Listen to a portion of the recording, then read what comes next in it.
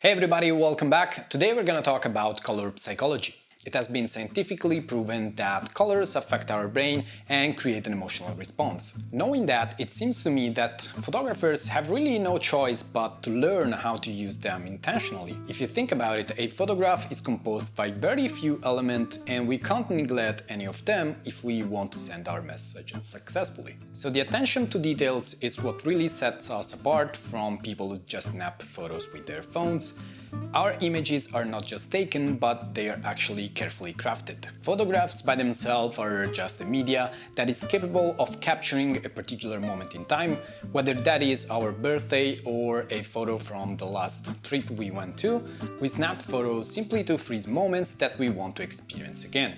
But when we expect people to look at our images, we need to push ourselves a little bit more. We wouldn't expect people to look at our birthday images unless they are very close to us or they are in the photo with us. And that's because only people who are in the photo or have a connection to the people in the photo will take the time to carefully scan that photo to reignite forgotten memories. So how do you create that intimate connection with a complete stranger that has stumbled upon your image for a couple of seconds? How do you make him stop and think? Well, a photo capable of doing that is a very well thought image where every element plays a fundamental role to create a connection with the audience. It's not just about the subject. Colors have a huge, silent but deep impact on our emotions. I'm sure many of you know this portrait of Sharbat Kula from Steve McCary, and this is one of his many masterpieces.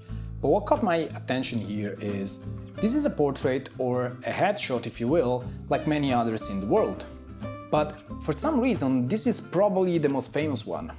And I believe that it has something to do with colors and how they are used in this image. Let's break it down real quick. Steve McCary used a very powerful hook to grab our attention through the eyes of this girl and the composition of this photo. But it didn't stop there. It chose a clean background with the complementary color of her dress, recreating a well-known color harmony. So the subject is separated from the background not just by the shallow depth of field, but also thanks to the red piece of cloth that is wrapping her head and body. There is one more subtle thing that is happening here, and that is our brain for some reason interprets warm colors to be closer than cold colors. If you look at these two shapes, there is a high chance that you thought that the one on the left is an orange pin on a blue wall, so something that is sticking out from the background and getting closer to us. While the one on the right looks like it is a blue hole in an orange wall that is going further away from us and through the screen. And that is what is giving this photo an additional layer of three-dimensionality. So if you think about it, colors, in a way, have massively improved the message of this photograph.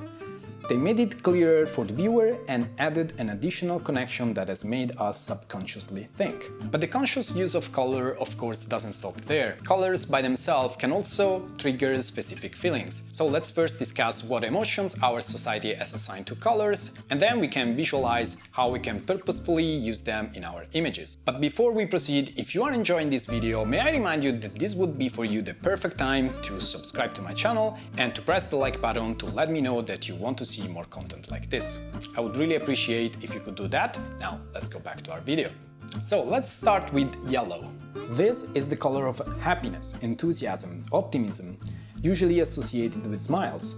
It's not a coincidence that emoticons are yellow. And what do we use them for? To write funny messages, or at least to make things a little bit lighter than they actually are. Then we have blue. Blue can mean trust and serenity, and that's the reason why it is often used in professional portraits photography. When you apply to a company, you want to give the impression to be trustworthy and serene. Basically someone who doesn't cause any trouble. But sometimes colors have also negative meanings. For example, blue is also the color of sadness and depression. When someone is feeling blue, it means they are sad. Red is for passion, love, anger, but also danger. You should never cross the street when the light is red. Green is the color of nature, health, luck and safety. Again, not a coincidence that we use this color for safety exits or to signal that it's now safe to cross the street. Orange is usually associated with youth and fun. It is a very warm, welcoming color full of energy. Purple is the color of mystery, royalty and fantasy. Very hard to find in nature and can quickly tickle your imagination to bring you on an out-of-this-world adventure. Black is the color of death and regret. It's the absence of light, darkness at its very best. It adds drama and can provoke fear on who's watching. White is usually associated with purity and elegance. That's why traditional wedding dresses are usually white. As you may have noticed, most of these connections have been implanted in our brain by society. So our emotional response is actually easy to anticipate and therefore easy to take advantage of.